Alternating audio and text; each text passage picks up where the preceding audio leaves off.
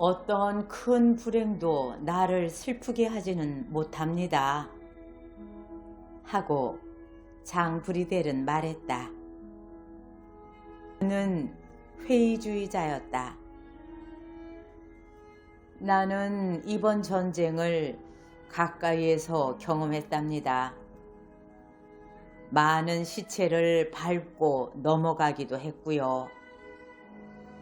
대자연이나 인간의 광포함이 두려움 속에서 절망을 느끼게도 했지만 우리가 어떤 작은 떨림 속에서 슬픈 일을 대할 때만큼 소름이 돋고 가슴이 미어지는 듯한 아픔을 안겨주지는 않지요.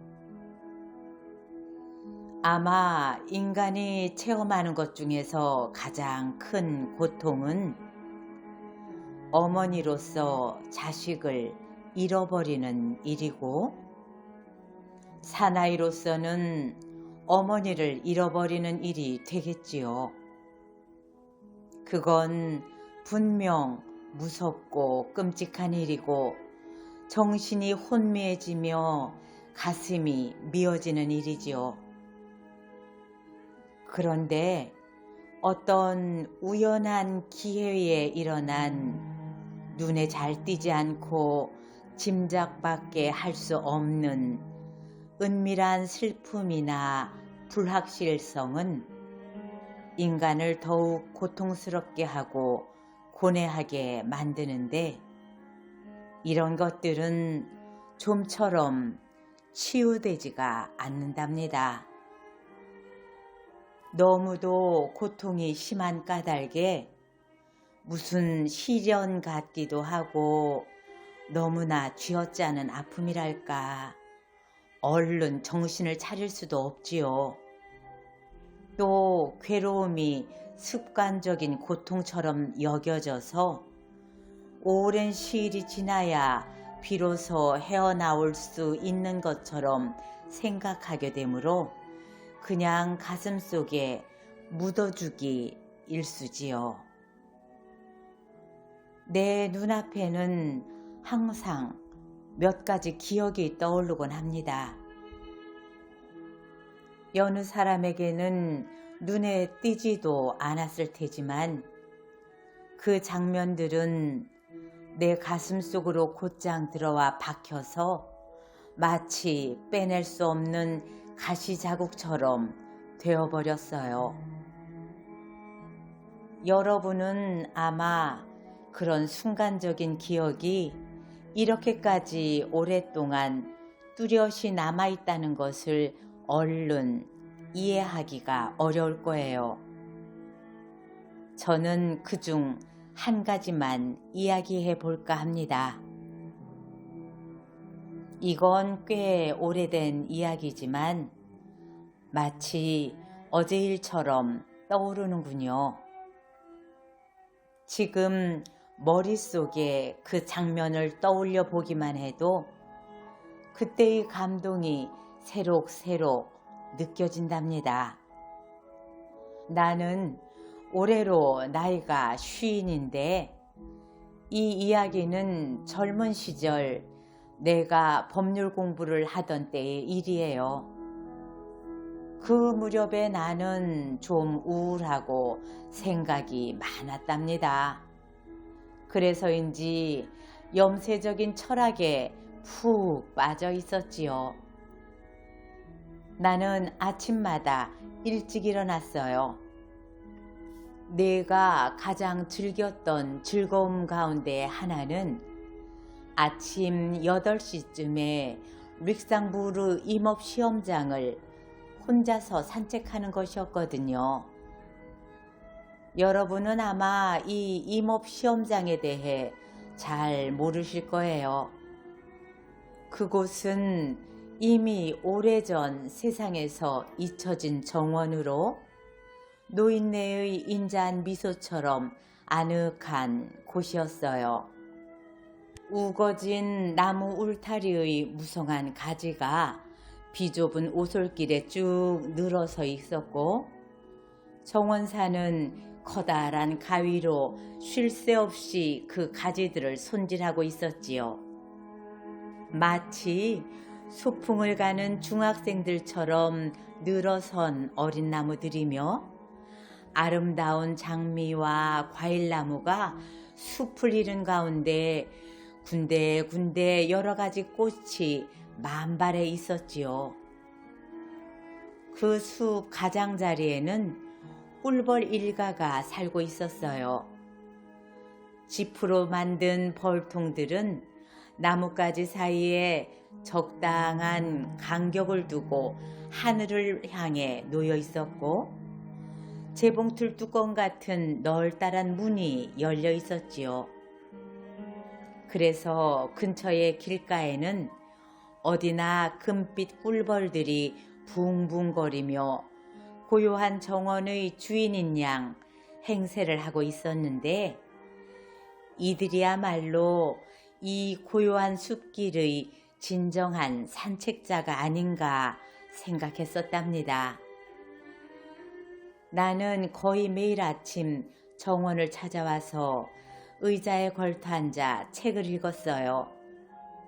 때로는 책을 무릎에 올려놓고 생각에 잠기기도 했고, 주위에서 파리떼가 떠드는 소리에 귀를 기울이며 해묵은 관목 숲속의 무한한 고요를 즐기곤 했답니다.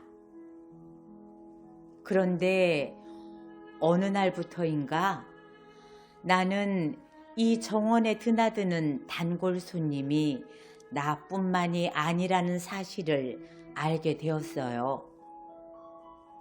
그 우거진 숲속의 한 모퉁이 같은 데서 때때로 몸집이 짝달만한 어떤 기이한 노인과 마주치곤 했거든요.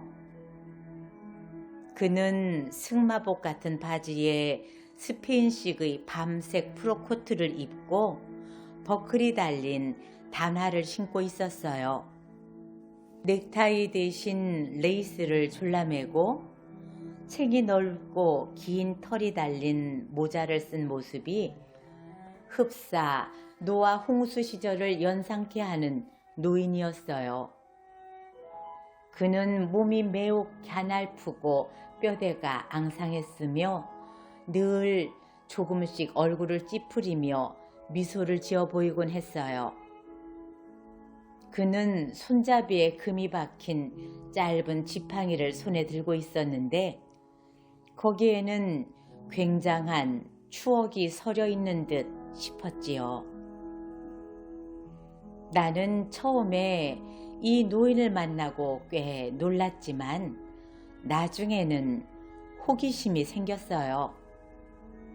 가끔은 담을 둘러싼 나무 잎사귀 사이로 노인을 바라보며 멀찌감치 뒤를 밟았어요. 노인이 숲 모퉁이를 돌 때에는 그의 눈에 띄지 않도록 발길을 멈추곤 했지요. 하루는 그 노인이 자기 혼자만 있는 줄 알고 이상한 몸동작을 하기 시작했어요. 처음에는 깡충깡충 뛰다가 멈춰서서 한번 경례를 붙이더니 성큼 뛰어오르면서 그 가느다란 다리로 허공에서 짝짝꿍을 하더군요.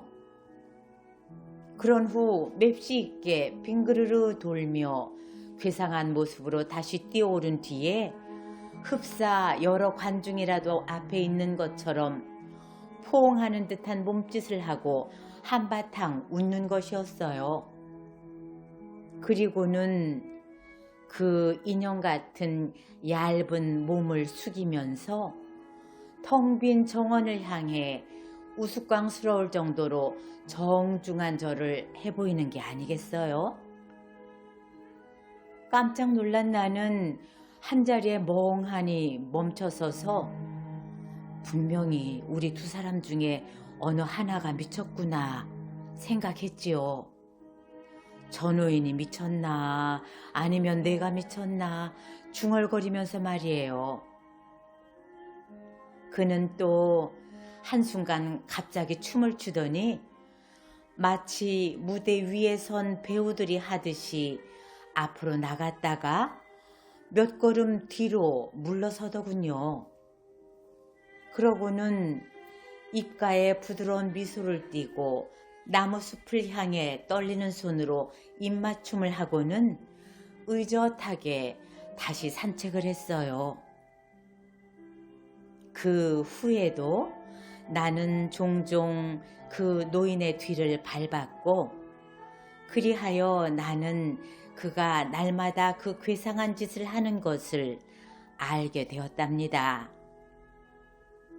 그에게 말을 건네보고 싶었던 나는 하루는 용기를 내서 그에게 인사를 했어요. 오늘은 날씨가 꽤 좋지요? 노인은 가볍게 고개를 끄덕이더니 대답했어요. 그래, 꼭 옛날의 그 날씨야. 일주일 후 우리는 서로 친구가 되었고, 나는 그의 과거에 대한 이야기를 들을 수 있었답니다. 노인은 루이 15세 때부터 오페라단에서 무용을 가르쳐온 분으로 그 멋진 지팡이는 끌데르몽 백작이 선사한 것이라고 했어요. 그는 무용에 관한 이야기를 하기 시작하면 눈이 반짝이며 입을 다물 줄 모르고 쉴 새 없이 말했답니다. 어느 날 노인은 나에게 이런 비밀을 털어놓았어요. 나는 라 가스트리스와 결혼했어. 원한다면 자네에게 소개해주지. 우리 아내는 저녁 때 이곳으로 온다네. 이 정원은 우리의 기쁨이자 생명이거든. 옛 것 가운데 우리에게 남아있는 것이라고는 고작 이것뿐이니까.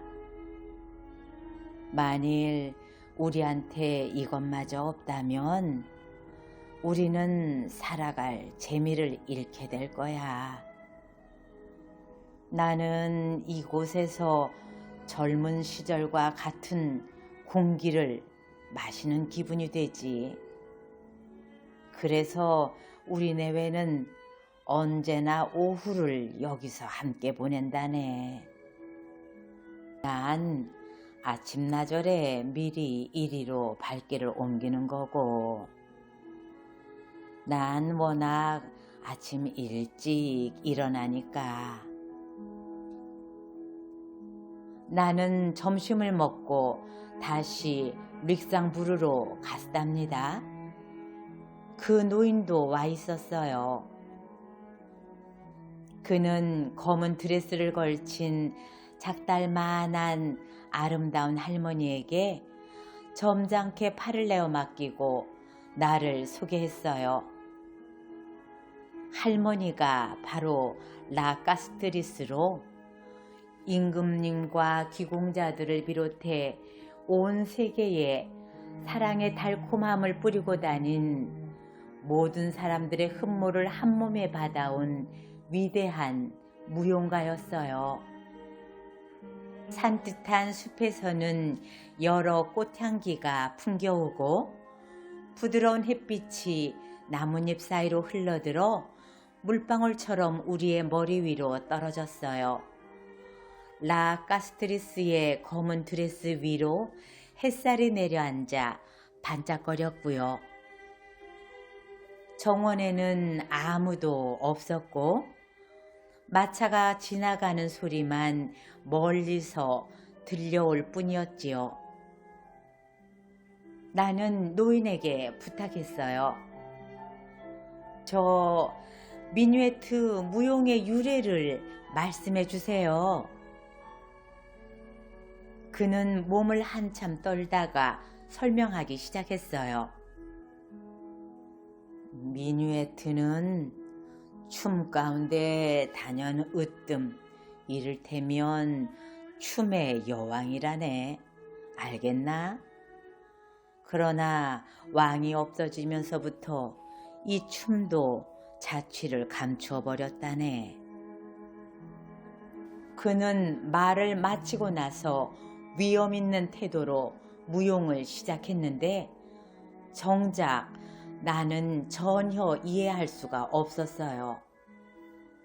하지만 그 스텝과 몸놀림, 자세만은 지금도 선명하게 기억한답니다.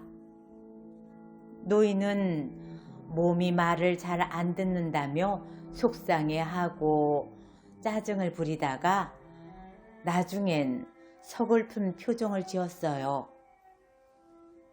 그러더니 엄숙한 태도로 잠잠히 지켜보고 있던 옛 동료에게 말했지요. 엘리지, 어때요? 한번 출래요? 이분에게 미뉴에트가 뭔지 우리 같이 보여주지 않으려우? 당신 의향은 어때요? 예쁘고 짝달만한 할머니는 불안한 듯한 눈으로 사방을 둘러보다가 말없이 일어나 영감님과 함께 춤을 추기 시작했어요. 그리하여 나는 영원히 잊을 수 없는 기억을 간직하게 되었지요. 두 분은 꼭 어린아이처럼 이리저리 오가면서 서로를 바라보며 미소 짓는가 하면 서로의 몸을 의지하며 공손하게 인사도 하고 깡충깡충 뛰었어요. 그 모습은 마치 옛날에는 상당히 정교한 기술자의 손으로 된 것이지만 지금은 녹슨 기계의 힘으로 움직이고 있는 낡은 인형의 모습 같았답니다. 나는 두 사람을 번갈아 바라보면서 커다란 감동을 받았어요. 가슴이 뭉클했고 뜨거워졌고 말로 형언할 수 없는 애수에 젖어들었답니다. 서글프면서도 약간은 희극적인 그 상황에 웃음이 조금 나왔다고나 해야 할까? 아무튼 100년쯤 전의 어떤 환영을 보는 느낌이었어요. 그래서 눈물과 감동이 동시에 복받쳐 올라왔지요. 이윽고 두 분은 춤을 멈추고 한동안 서로를 마주보며 감동으로 젖어 추억에 잠긴 표정을 짓다가 부둥켜 안고 흐느껴 울기 시작했지요. 사흘 후 나는 다른 지방으로 떠났어요. 그 때문에 다시 두 분을 만날 기회도 없었지요. 2년 후 내가 파리로 다시 돌아왔을 때에는 그 임업 시험장은 이미 없어진 뒤였답니다. 두 분은 그 정든 옛 추억의 장소인 정원을 잃고 어떻게 되었을까요? 미궁처럼 숲이 우거져 있던 정원의 옛 향취와 그 꾸불꾸불한 오솔길이 또렷이 기억이 납니다. 두 분은 이미 세상을 떠났을까요? 그래서 그 망령이 희망을 잃은 망명객처럼 현대식 거리를 방황하고 있을까요? 그 창백하고 야윈 망령은 지금도 달 없는 밤 같은 때 묘지의 나무 숲을 누비며 샛길을 무대로 꿈결 같은 미뉴에트를 추고 있을까요? 두 분에 대한 추억은 내 머리에서 떠나지 않고 마음을 아리게 하여 무슨 불치병이나 되는 것처럼 내 안에 자리 잡고 있답니다. 무슨 까닭일까요? 나로서는 알 수 없어요. 여러분께서는 대수롭지 않은 일이라고 웃으실지도 모르겠지만